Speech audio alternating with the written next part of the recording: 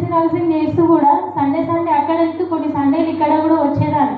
చాలా ఒక 2-3 ఇయర్స్ అయిన తర్వాత కూడా అందరూ పరిశుద్ధాత్మ అందుకుంటున్నారు, అందరూ దేవుని సన్నిధిని అనుభవిస్తున్నారు. నేను ఇంకా యవనస్తురాలుగా దేవుని సన్నిధిని అనుభవిస్తలేను. చాలా నేను అనుకున్నది ఏమి సాధించలేకపోతున్నానని నేను చాలాసార్లు బాధపడ్డా.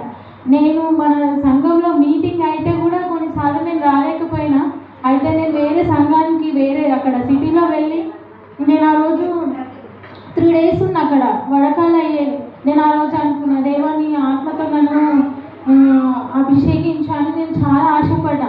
అక్కడ 3 days ఉన్నా కూడా నేను ఏమీ పొందుకోలేదు. చాలా బాధలతో వేదనతో నెక్స్ట్ సండే నేను ఇక్కడికి వచ్చిన. అప్పటికి నేను చాలా వేదనతో ఉన్నాను. నా జీవితం అయోమయంగా ఉంది. నేను అన్నీ ఓడిపోయిన పరిస్థితులు ఉన్నా, అన్నీ విడవబడిన స్థితిలో ఉన్నప్పుడు దేవుడు నేను అంతా తిరిగి అన్ని సంఘాలు తిరిగేసి వచ్చిన తర్వాత అంత నీరసంగా ఉన్నప్పుడు దేవుడు ఈ సంఘంలో నన్ను అభిషేకించాడు. ఆ రోజు నేను గొప్పగా దేవుని ఆత్మను పొందుకున్నా.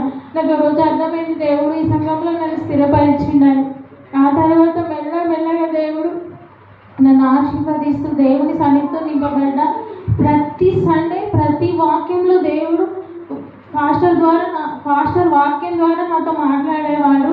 నేను ఆ వాక్యాన్ని అనుసరిస్తూ అవును దేవ ఇది నా జీవితం, ఇది నాకే అని నేను ప్రతిదీ రిసీవ్ చేసుకొని ప్రతిదీ నేను విడిచిపెట్టుకున్నాను.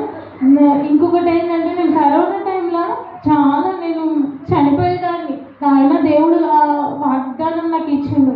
ఇశ్రాయేలులో కలిగిన ఏ వ్యాధి మీకు కలగదని దేవుడు వాగ్దానం ఎట్లా చేసిండో అట్లనే. కానీ నన్ను ఎవ్వరూ అంతగా ఆదరించలేరు.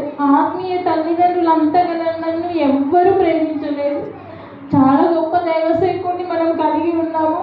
నమ్మకంగా చివరి వరకు మనం ఆయనకు ఒక ఆదరణగా ఉందాం. ఆయన మనల్ని ఎంతగా ఆదరిస్తున్నారో మనం ఆయనను ఆదరించడంలో కొంచెం కూడా లేమని నేను అనుకుంటున్నా. మనం ఇంకా మార్చబడాలి, దైవసేవకులను ప్రేమించాలి. నేనైతే అందరి చేత విడవబడిన పరిస్థితులు నా ఒక్కరే నా వెనుక నిలబడ్డది నా ఆత్మీయ తల్లిదండ్రులు మాత్రమే. నేను ఈ పరిస్థితులు ఉన్నానంటే దేవుని వాక్యం ద్వారా నా ఆత్మీయ తల్లిదండ్రులు నన్ను ఈ విధంగా నిలబెట్టిండ్రు. అంత గొప్ప దైవజనులు నేను కలిగి ఉన్నానందుకు నేను చాలా సంతోషిస్తున్నాను.